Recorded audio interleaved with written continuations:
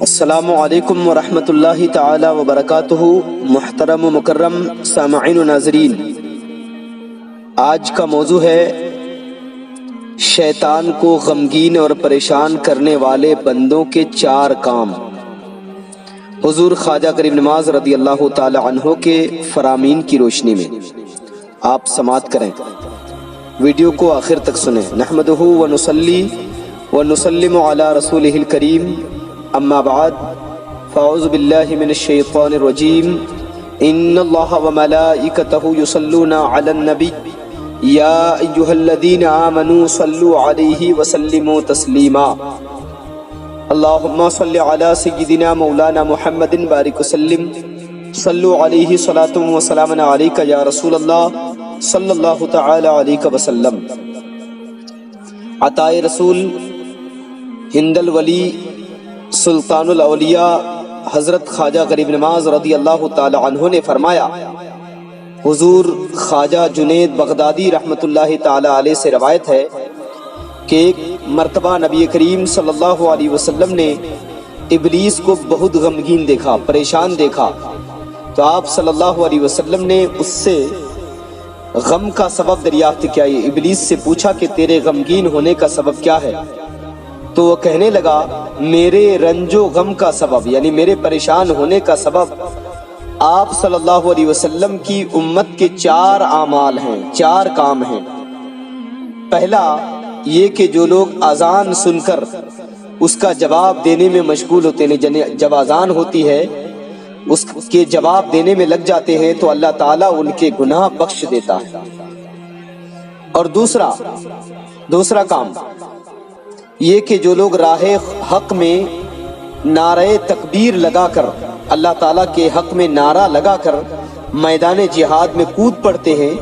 تو اللہ تعالیٰ ان غازیوں بلکہ ان کے گھوڑوں تک کو بخش دیتا ہے۔ اور تیسرا یہ ہے کہ جو لوگ رزق حلال یعنی حلال روزی پر قناعت کرتے ہیں، اسی پر اکتفا کرتے ہیں، حرام رزق کی طرف ہاتھ نہیں بڑھاتے ہیں، تو اللہ تبارک و تعالیٰ ان کے گناہ معاف کر دیتا ہے۔ اور چوتھا کام یہ ہے کہ جو اشخاص یعنی جو شخص نماز فجر ادا کرنے کے بعد اپنی جائے نماز پر یعنی اپنی جگہ پر بیٹھ کر ذکر الہی میں مشغول رہتے ہیں، اللہ کا ذکر کرتے رہتے ہیں، اور سورج نکلنے پر نماز اشراق پڑھ کر اپنی جگہ سے اٹھتے ہیں، یعنی جب تک نماز اشراق نہیں پڑھتے تب تک وہ مصلی پہ بیٹھے رہتے ہیں، اور نماز اشراق پڑھنے کے بعد اٹھتے ہیں تو اللہ تعالیٰ انہیں اور ان کے رشتہ داروں کو بخش دیتا ہے۔ اور پھر فرمایا کہ اللہ تبارک و تعالیٰ کی رحمت اور برکتوں کا کوئی ٹھکانہ نہیں، یعنی یہ 4 ایسے کام ہیں جن کی وجہ سے شیطان کو بڑی تکلیف ہوتی ہے اور شیطان مغموم ہو جاتا ہے۔ حضرت امام اعظم ابو حنیفہ رضی اللہ تعالی عنہ نے فقہ اکبر میں تحریر فرمایا کہ ایک کفن چور 40 برس تک مردوں کا کفن چراتا رہا، 40 سال تک مردوں کا کفن وہ چراتا رہا۔ جب مرا تو لوگوں نے اسے جنت میں دیکھا، اس سے پوچھا کہ تیری اس خوش بختی کا سبب کیا ہے، یعنی تو جنت میں کیسے پہنچا؟ تو اس نے جواب دیا کہ اللہ تبارک و تعالیٰ کو میرا ایک عمل بہت پسند آ گیا، اور وہ عمل یہ ہے کہ فجر کی نماز کے بعد میں اپنی جائے نماز پر بیٹھ کر اپنے گناہوں کی معافی مانگتا رہتا، یعنی مصلی پہ بیٹھ کر معافی مانگتا رہتا، پھر سورج نکلنے پر نماز اشراق ادا کرتا اور اپنے کام میں مشغول ہو جاتا، تو اللہ تبارک و تعالیٰ نے بے پایا لطف و کرم سے میرے اس عمل کے سبب، اس عمل کی بدولت میرے گناہوں کو بخش دیا۔ سبحان اللہ، یعنی یہ نماز اشراق کی فضیلت ہے، اس کے سبب اللہ تبارک و تعالیٰ گناہوں کو بخش دیتا ہے۔ اور صدقہ کے بارے میں حضور خواجہ غریب نواز رضی اللہ تعالی عنہ نے فرمایا کہ جو شخص کسی بھوکے کو کھانا کھلائے، اللہ تعالیٰ قیامت کے دن اس شخص اور دوزخ کے درمیان 7 پردے حائل کر دے گا،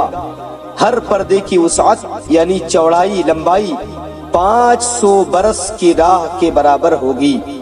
محترم و مکرم سامعین و ناظرین، آپ اگر چاہتے ہیں کہ اسی طرح مزید بہترین معلومات، اچھے واقعات اور مسائل آیت کریمہ وغیرہ کی تفسیر آپ کو ملتی رہے، آپ کے علم میں اضافہ ہو، تو آپ ہمارے چینل سے جڑ جائیں، چینل کو سبسکرائب کریں اور بیل آئیکن کو دبا دیں تاکہ ہر نئے ویڈیو کا نوٹیفیکیشن آپ کو مل سکے، اور ساتھ ہی ساتھ ہمارے ویڈیو کو شیئر کریں، پھیلائیں، تاکہ ہر ایک شخص تک سرکار دو عالم صلی اللہ علیہ وسلم اور بزرگان دین کے پیغامات پہنچ جائے، سب کو علم حاصل کرنے کا موقع ملے۔ السلام علیکم ورحمۃ اللہ تعالی وبرکاتہ۔